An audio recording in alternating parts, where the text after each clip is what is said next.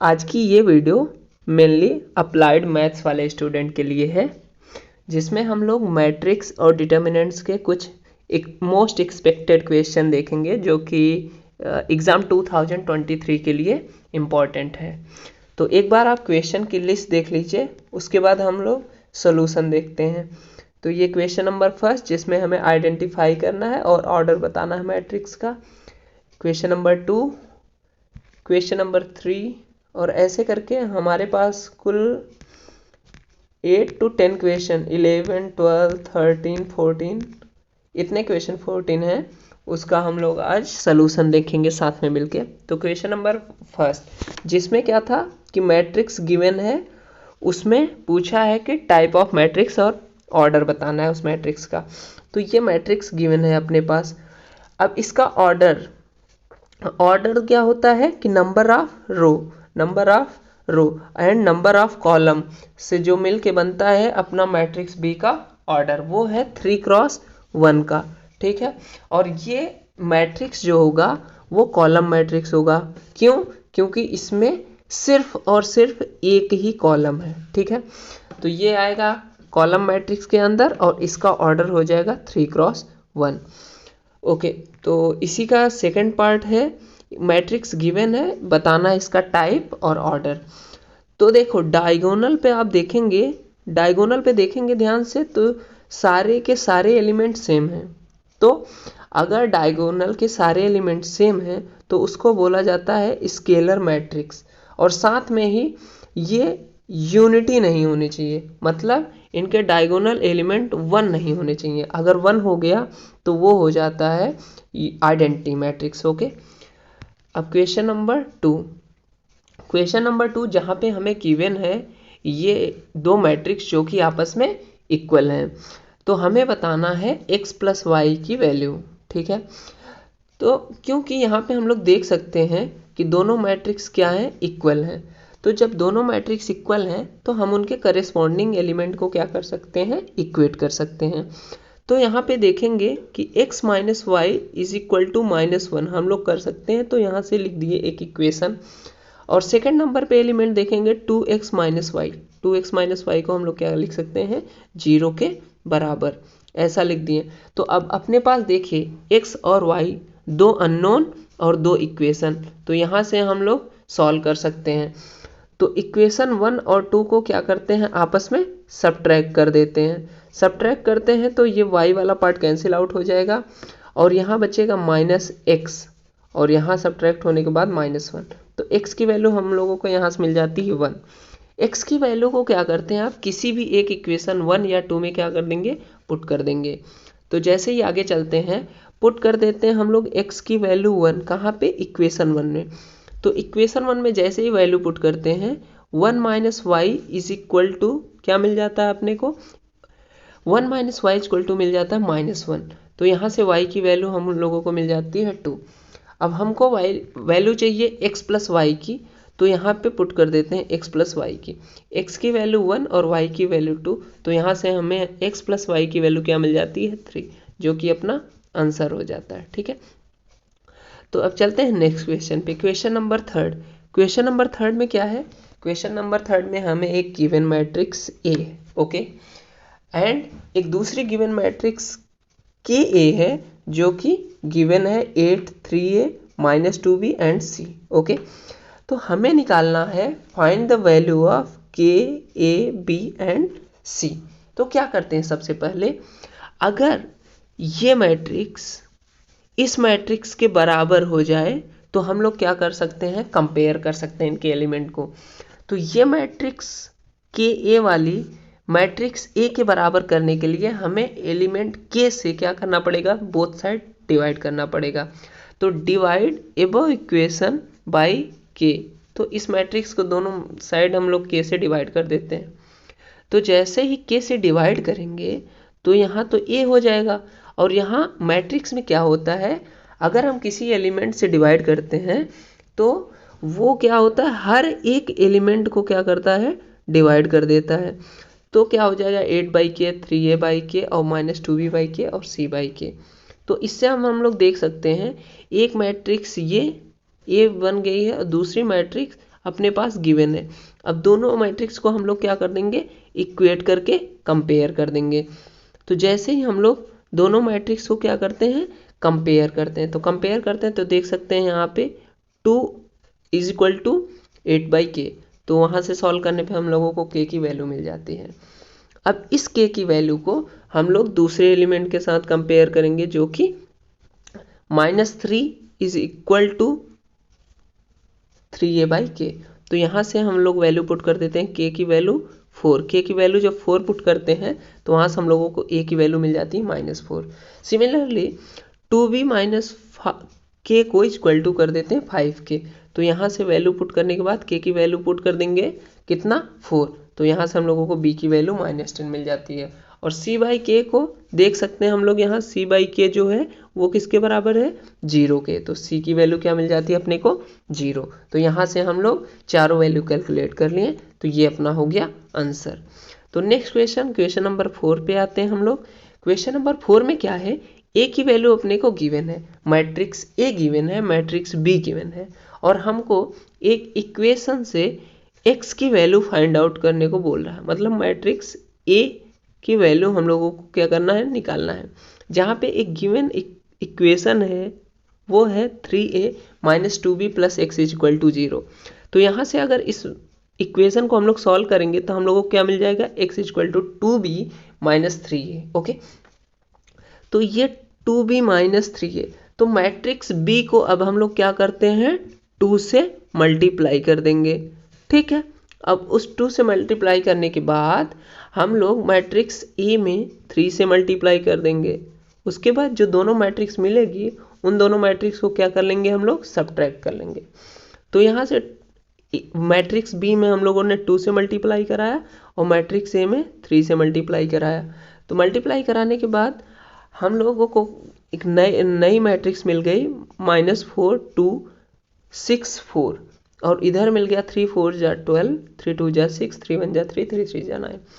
इन दोनों मैट्रिक्स को जब हम लोग सब्ट्रैक्ट करते हैं तो देखो -4 और माइनस का 12 हम लोगों को मिल जाता है -16। तो -16 हो गया, यहाँ से दोनों को सॉल्व करके -16 लिख दिया। और 2 को सॉल्व किया 6 के साथ, 2 - 6 क्या मिल गया, -4। और 6 - 3 इसके साथ अपने को मिल गया 3, एंड यहाँ पे -5। तो ये हो गया अपना क्या, गिवन आंसर। ठीक है, नेक्स्ट क्वेश्चन नंबर 5 पे आ जाते हैं।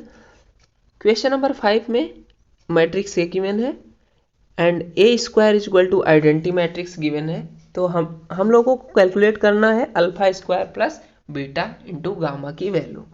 ओके, तो जैसे हम लोग कॉन्सेप्ट पे देखते हैं कि हम लोगों को क्या करना है, कैसे भी करके ए स्क्वायर को आई के बराबर कर देना है। ए स्क्वायर कैसे निकलेगा, जब मैट्रिक्स ए को ए में मल्टीप्लाई कर देंगे। अब देखो मल्टीप्लाई करते हैं तो ए को ए में जब मल्टीप्लाई किया तो देखो ये एरो ऐसे, ये एरो जाएगा इधर मल्टीप्लाई कर देगा। ठीक है, तो अल्फा इंटू अल्फा क्या हो जाएगा, alpha into alpha, alpha square. Okay, plus beta into gamma, तो यहाँ क्या हो जाएगा, alpha square plus beta gamma. Okay, फिर नेक्स्ट में क्या करते हैं हम लोग, इस रो को R1 को C2 के साथ मल्टीप्लाई करते हैं। R1 को C2 के साथ मल्टीप्लाई करेंगे तो यहाँ हो जाएगा alpha beta minus alpha gamma, sorry alpha beta. उसके बाद हम लोग क्या करते हैं, R2 को मल्टीप्लाई करते हैं C1 के साथ, तो हम लोगों को मिल जाता है alpha gamma minus alpha gamma. और इसी R2 को जब C2 के साथ मल्टीप्लाई करते हैं तो हम लोगों को मिल जाता है beta gamma plus alpha square. अब इसको सॉल्व करने पे हम लोगों को मिल जाता है एक नया मैट्रिक्स, जो कि आप लोग देख सकते हैं यहाँ दिख रहा है। अब ये ए स्क्वायर क्योंकि क्वेश्चन में गिवन है किसके बराबर है, ए स्क्वायर बराबर है आई के, तो यहाँ से हम लोग दोनों को इक्वेट कर सकते हैं। इक्वेट करने के बाद जब कंपेयर करेंगे तो ये alpha square plus beta gamma किसके बराबर हो जाएगा, 1 के। यही हमसे क्वेश्चन में पूछा था, तो यहाँ आसानी से हम लोग कैलकुलेट कर लिए। ओके, अब आते हैं नेक्स्ट क्वेश्चन में। नेक्स्ट क्वेश्चन क्या है, क्वेश्चन नंबर 6। क्वेश्चन नंबर 6 है कि convert into single matrix. Okay, ये एक्सप्रेशन पूरा मैट्रिक्स की गिवन हुई, ठीक है। इसको हम लोगों को कन्वर्ट करके एक सिंगल मैट्रिक्स बनानी है। तो सबसे पहले मल्टीप्लाई में, मैट्रिक्स के मल्टीप्लाई में हम लोगों को देखना पड़ता है कि कॉलम, फर्स्ट मैट्रिक्स का जो कॉलम है सेकंड मैट्रिक्स के रो के साथ मैच कर रहा है कि नहीं। अगर मैच कर रहा है तो ही मल्टीप्लाई पॉसिबल है, ठीक है। तो यहाँ पे तो 3 और 3 दोनों क्या है, मैच कर रहा है, तो यहाँ पे मल्टीप्लाई पॉसिबल है। अब देखो मल्टीप्लाई करने के बाद क्या हुआ, ये रो, ये पूरी रो मल्टीप्लाई हो जाएगी इस वाली कॉलम के साथ। ओके, तो मल्टीप्लाई हुआ, 3 2 जा 6 हो गया, और फिर आया क्या, 3 4 जा 2 2 जा 4, और ये 5 3 जा 15, ठीक है। ऐसे ही हम लोग फर्दर जब मल्टीप्लाई कर लिए तो यहाँ 6 - 2 25 आ गया, और यहाँ 14 - 8 0 आ गया, और यहाँ पे 14 4 और 0 आ गया।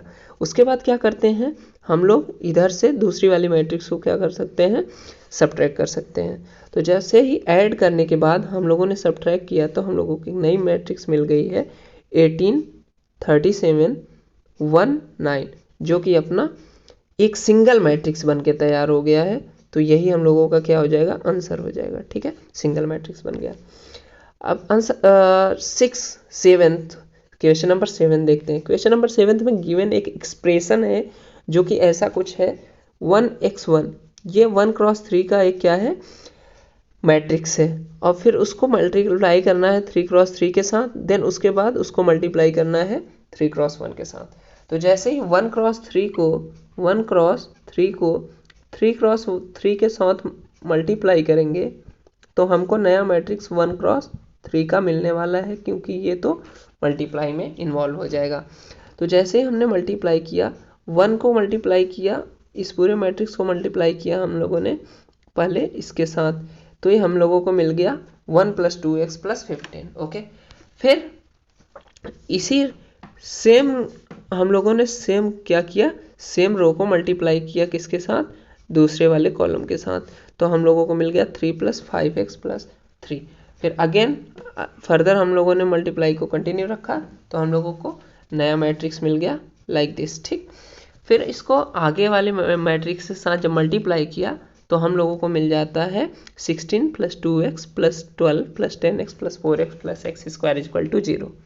तो यहाँ पे 1 क्रॉस 1 का एक मैट्रिक्स मिला जिसका सिंगल मैट्रिक्स है, सिंगल एलिमेंट है, तो इसको 0 के बराबर कर सकते हैं।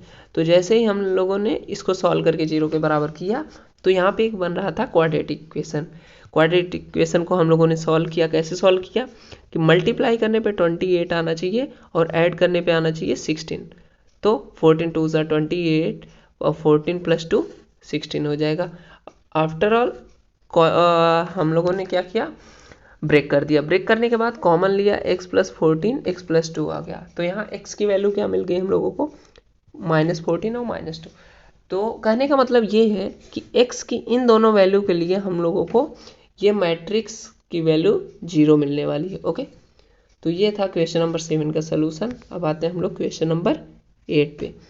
क्वेश्चन नंबर 8 में क्या है, गिवन है matrix A and matrix B, ठीक है, और हमें वेरीफाई करना है कि मैट्रिक्स AB का transpose matrix B transpose A transpose के बराबर होगा। तो सबसे पहले हम लोग लेफ्ट हैंड साइड सॉल्व करने का ट्राई करते हैं, ठीक है। जैसे ही लेफ्ट हैंड साइड सॉल्व करेंगे तो AB, सबसे पहले मैट्रिक्स A को B में क्या करते हैं, मल्टीप्लाई, और मल्टीप्लाई हो जाएगा क्योंकि यहाँ पे देखिए ये हम लोगों को क्या है, सेम मिल रहा है। क्या सेम मिल रहा है, मैट्रिक्स 1 का कॉलम 2 के रो के बराबर है। तो मल्टीप्लाई हुआ तो देखो यहाँ पे 1 का मल्टीप्लाई -1 के साथ हुआ, हम लोगों को -1 मिल गया। ओके, फिर क्या हुआ, हम लोग 1 का मल्टीप्लाई किसके साथ किए, 2 के साथ, तो यहाँ 2 आ गया।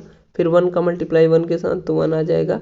फिर -4 का -1 के साथ तो प्लस का 4, माइनस का 8, माइनस का 1, ऐसे ही क्या किया हम लोगों ने, इसका मल्टीप्लाई परफॉर्म कर लिया। मल्टीप्लाई करने के बाद हम लोगों ने किया उसका ट्रांसपोज। ट्रांसपोज क्या होता है, रो को कॉलम और कॉलम को रो में चेंज कर देते हैं, ठीक है। जैसे ही चेंज किया तो हमें एक मैट्रिक्स मिल गई ए बी ट्रांसपोज की। ओके, यहीं पे इसको छोड़ देते हैं इस मैट्रिक्स को। अब क्या करते हैं, राइट हैंड साइड सॉल्व कर लेते हैं। वो क्या है, बी ट्रांसपोज ए ट्रांसपोज। तो हमने जैसे ही बी को ट्रांसपोज किया तो ये चीज़ कैसे बन गई, -1 2 1 कॉलम बन गया, और जो यहाँ रो वाली मैट्रिक्स ये चेंज होके कुछ हो गई 1 -4 3। ठीक है, जब इन दोनों को मल्टीप्लाई कराया तो देखते हैं हम लोग कि ये दोनों मैट्रिक्स बिल्कुल ही सेम है, इनके एलिमेंट बिल्कुल मैच कर रहे हैं। तो इससे क्या हुआ कि पता चलता है कि हमारा जो गिवन इक्वेशन जो वेरीफाई करनी थी वो वेरीफाई हो चुकी है। ओके, अब आते हैं क्वेश्चन नंबर 9 पे। क्वेश्चन नंबर 9 को सॉल्व करते हैं। इसमें है एक मैट्रिक्स, इसको हम लोगों को सॉल्व करने के, सिंप्लीफाई करने के सॉरी ये डिटर्मिनेंट्स है, डिटर्मिनेंट्स की हम लोगों को वैल्यू बतानी, इस डिटर्मिनेंट्स की वैल्यू बतानी हम लोगों को। ठीक है, तो हम लोगों ने इस डिटर्मिनेंट्स को क्या किया, ओपन कर दिया, इसको आपस में मल्टीप्लाई कराया तो आ गया ये। ठीक है, फिर बीच में माइनस के बाद हम लोगों ने क्या किया, माइनर डायगोनल को आपस में मल्टीप्लाई किया, ये लिख लिया। ठीक है, यहाँ से ओपन भी कर सकते हैं आप, ओपन करेंगे थोड़ा लंबा जाएगा। यहाँ से देख सकते हैं हम लोगों को क्या एक आइडेंटिटीज मिल रही है, जो कि हम लोग ऑलरेडी छोटी क्लास में पढ़ चुके हैं, a³ + b³ का और a² - b² का। तो ये यहाँ पे हम लोगों को a³ + b³ के आइडेंटिटी मिल जाती है, तो उसके हिसाब से हम लोग क्या लिख लेंगे, x³ + 1³ माइनस आगे यहाँ पे मिल जाता है हम लोगों को x² - 1² के। उसके बाद ओपन करने के बाद हम लोगों को फाइनल आंसर मिल जाता है x³ - x² + 2। अब फर्दर ये सॉल्व नहीं हो पाएगा तो यही अपना आंसर हो जाएगा। इसी का सेकंड पार्ट है, आसान क्वेश्चन है, इस डिटर्मिनेंट का हमें वैल्यू कैलकुलेट करना है। तो हम लोग इसको R1 के रिस्पेक्ट में ओपन कर देते हैं, क्योंकि हमेशा डिटर्मिनेंट निकालते समय उस रो के या उस कॉलम के अकॉर्डिंग सॉल्व करो जहाँ से जीरो ज़्यादा मिल रहे हैं, क्योंकि कैलकुलेशन आसान हो जाता है। तो यहाँ से जब 2 लिया तो हम लोगों ने क्या किया, पहले रो और पहले कॉलम को छोड़ दिया, उसके बाद 3 7 जा 21 यहाँ आ गया, और 64 को 0 से मल्टीप्लाई किया तो यहाँ 0 आ गया। तो फाइनली हमें क्या मिला, 2 × 21, जिसकी वैल्यू आ गई 42। ओके, यही अपना आंसर हो गया। अब क्वेश्चन नंबर 10 पे आते हैं। क्वेश्चन नंबर 10 क्या है, क्वेश्चन नंबर 10 है हमें ये प्रूव करना है 1ab - a1c - b - c1 जो है ये डिटर्मिनेंट सॉल्व करने के बाद ये आएगा। तो लेफ्ट हैंड साइड में इसमें कुछ ज़्यादा करना नहीं है अपने को, सिंपली कोई प्रॉपर्टी अभी ऐसे लगेगी नहीं, तो सिंपली हम लोग क्या कर देते हैं, रो 1 के रिस्पेक्ट में ओपन कर देते हैं इसको। जैसे ओपन करेंगे तो यहाँ हो गया 1, तो 1 ठीक है, तो इस वाले क्या करते हैं, इसको हम लोग कर देते हैं इग्नोर। फिर ठीक है, इग्नोर करने के बाद हम मल्टीप्लाई करते हैं तो हम लोगों को मिल जाता है 1 + c²। ओके, ठीक है, तो नेक्स्ट क्या करते हैं हम लोग, नेक्स्ट करते हैं -b जैसे ही करते हैं तो यहाँ क्या आ जाता है हम लोगों के पास आ जाता है, ओके जैसे मिनट, ठीक है, अब हम लोगों के पास यहाँ मिल जाता है -a + bc, और यहाँ जब b आता है तो ac + b हो जाता है। ठीक है, तो इसको जब a b c ये कैंसिल आउट हो जाता है प्लस माइनस, इसको सॉल्व करते हैं तो हम लोगों को मिल जाता है 1 + a² + b² + c², ये जो है राइट हैंड साइड के बराबर हो जाता है। तो यहाँ से हम लोग प्रूव कर लेते हैं। क्वेश्चन नंबर 11 भी सेम क्वेश्चन है, इसमें हम लोगों को देख लीजिए, प्रूव करके हम लोगों को लाना है x³ + y³ + z³ = -3xyz। ठीक है, तो हम लोग सबसे पहले क्या करते हैं, एक हमें थोड़ा सा छोटी सी प्रॉपर्टी दिख रही थी कॉमन लेने के लिए, तो हम लोगों ने क्या किया, रो 1 को रो 1 2 और 3 के साथ ऐड कर दिया। उससे क्या होगा, तो यहाँ पे मिल जाएगा x और x मिलके 2x और y मिलके 2y, z और z मिलके कितना 2z हो गया। तो ये मिल गया 2x + 2y + 2z। ठीक है, सिमिलरली यहाँ भी 2x + 2y + 2z, और यहाँ से x + y + z मिलके ये बना लिए। अभी क्या दिखा कि रो 1 में हम लोगों को x + y + z कॉमन, जैसे कॉमन लेते हैं तो यहाँ बचता है 2 2 1, और आगे की रो को वैसे ही हम लोग कॉपी कर देते हैं। इसके बाद क्या होता है, हम लोग कर देते हैं इस पूरे डिटर्मिनेंट्स को सॉल्व रो 1 के अकॉर्डिंग। ठीक है, रो 1 के अकॉर्डिंग जैसे ही सॉल्व करते हैं हम लोग, तो हम लोगों को प्रॉपर एकदम मल्टीप्लाई आसानी से सिंपली तरीके से मल्टीप्लाई कर दिया। मल्टीप्लाई करने के बाद जब हम लोगों ने इसको सिंप्लीफाई किया, तो सिंप्लीफाई करने के बाद हम लोगों को फाइनली आंसर मिल जाता है क्या, कि x plus y plus z दूसरे ब्रैकेट में x square plus y square plus z square minus x y minus y z minus x z. ठीक है, तो ये चीज़ क्या आइडेंटिटी मिलके आ गई हम लोगों को। ये किस चीज़ की आइडेंटिटीज होती है कि x cube plus y cube plus z cube minus 3x y z. तो इसी आइडेंटिटी का यूज़ करते हुए हम लोग देख सकते हैं कि इसका left hand side right hand side के बराबर हो गया। तो अपना क्वेश्चन सॉल्व हो चुका है। अब देखते हैं क्वेश्चन नंबर 12। क्वेश्चन नंबर 12 भी काफ़ी हद तक सिमिलर क्वेश्चन है।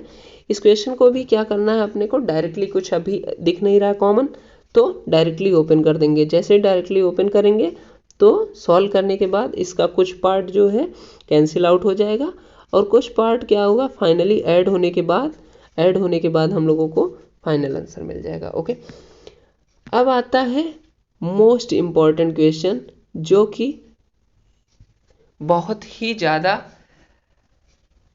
एक्सपेक्ट कर सकते हो कि एग्ज़ाम में आएगा ही आएगा। वो है सबसे पहले क्रैमर्स रूल।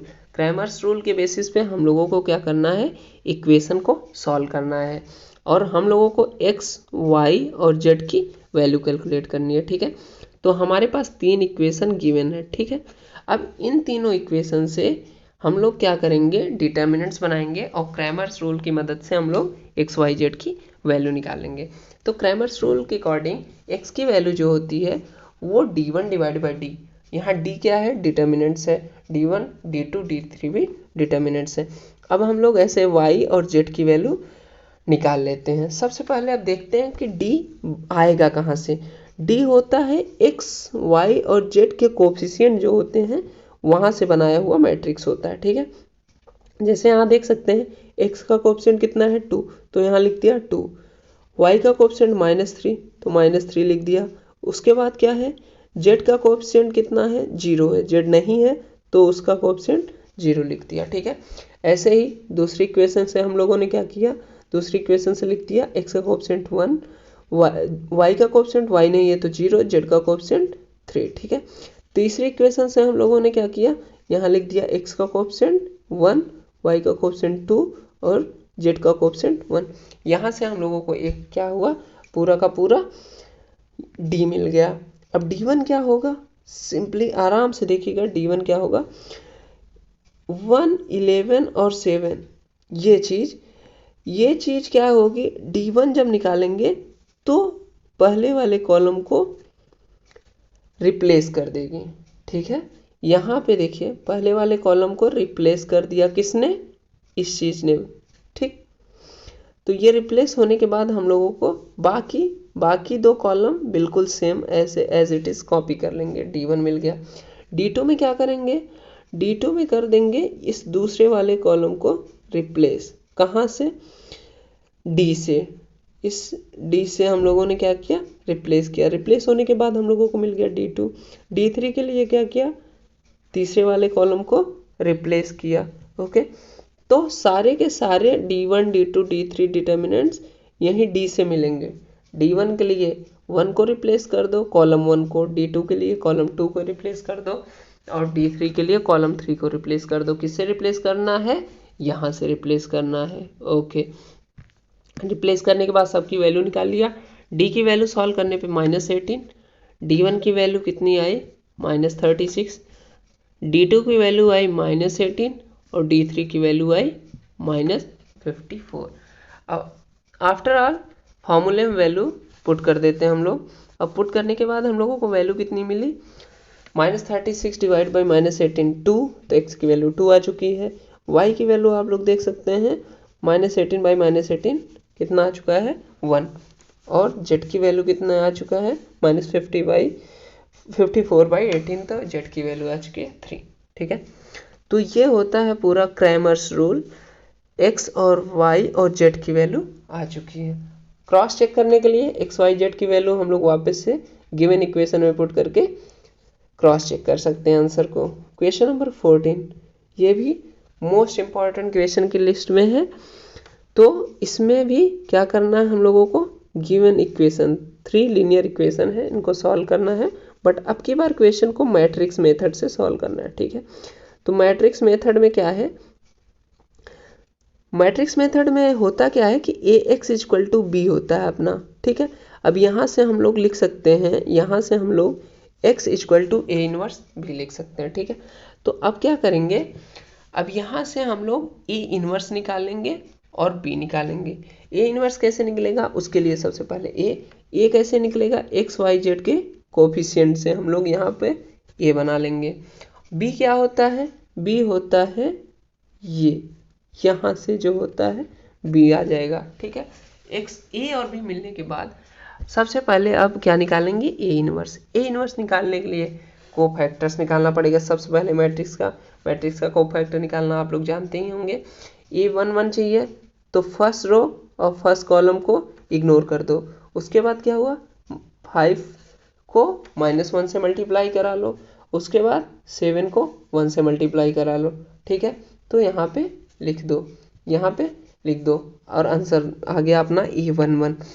फिर ऐसे ही क्या करना है अपने को, A11 के बाद क्या करना है, A12 मतलब फर्स्ट रो और सेकंड कॉलम। ठीक है, फर्स्ट रो और सेकंड कॉलम को यहाँ सॉल्व किया, 16 आया। फर्दर सिमिलरली A13 को हम लोगों ने सॉल्व कर लिया, A13, A21, A22, A23, A31, A32 और A33, और उसके बाद कोफैक्टर ऑफ मैट्रिक्स बना लिया दिस वन। ठीक है, अब क्या करेंगे, एडजॉइंट ए निकालेंगे। एडजॉइंट ए क्या होता है, कोफैक्टर जो हम लोग निकाले हैं ना, उसका क्या कर देंगे हम लोग, ट्रांसपोज। ठीक है, इसका करेंगे ट्रांसपोज, और जैसे इसका ट्रांसपोज करेंगे हम लोग तो हम लोगों को मिल जाएगी क्या, एडजॉइंट ए। ठीक है, एडजॉइंट ए मैट्रिक्स मिला, तो क्योंकि